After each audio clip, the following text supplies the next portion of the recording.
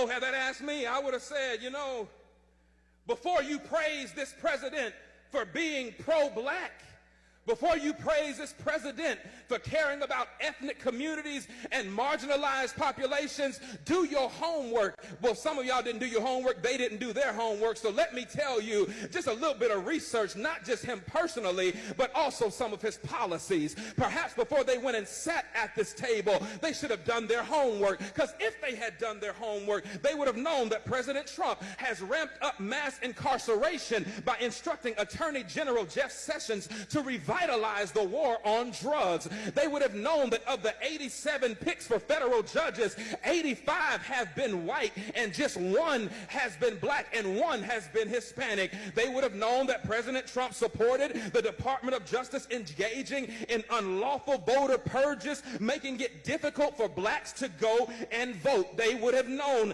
that Trump is ending protection for predatory lenders, which disproportionately harm black people. They would have known that he is ignoring the affordable housing crisis by ordering HUD to triple the rents of poor tenants in public housing, which mostly affect black people. Do your homework. They would have known that he is proposing cutting $200 billion over the next 10 years from supplemental nutrition assistance programs that will bring more hunger in black and brown communities. They would have known that Trump is worsening the health of black communities through environmental deregulation, which disproportionately harms black people through exposure to pollution. Now, that's just a few on the policy side, but you don't have to go too far to ask what about him personally would make me know that he is not pro-black. I'm glad you asked, because in 1970, Trump's real estate company tried to avoid renting apartments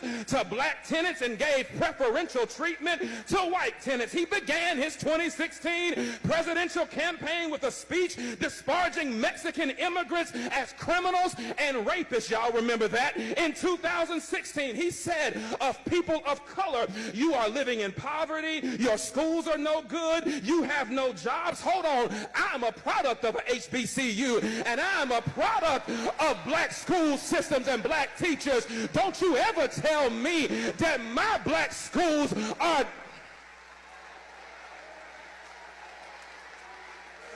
Hold on, I ain't done. He says you have no jobs, so what do you have to lose from electing me? In 2017, Trump said 15,000 recent immigrants from Haiti all have AIDS, and 40,000 Nigerians once seeing the United States would want to go back to their huts in Africa.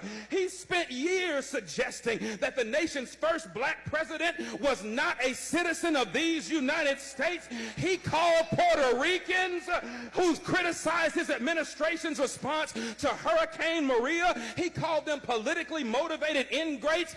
Hold on, but he called those who marched beside white supremacists in Charlottesville, Virginia, he called them very fine people. He hired Steve Bannon, a white nationalist, as his chief strategist. He called Haiti and other African nations S-hole countries, and he's taking credit for an economy that has not been built on his administration, but was built on the backs of 8 years of hard work under the Obama administration. Negroes, please, don't you come up in here talking about this is the most pro-black president that you have ever seen, when the record suggests that he cares nothing about people of color.